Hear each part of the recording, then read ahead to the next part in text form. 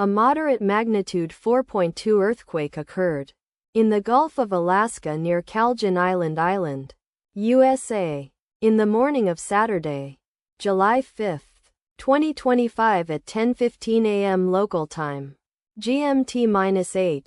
The quake had a moderate depth of 101 kilometers, 63 miles, and was felt by many near the epicenter.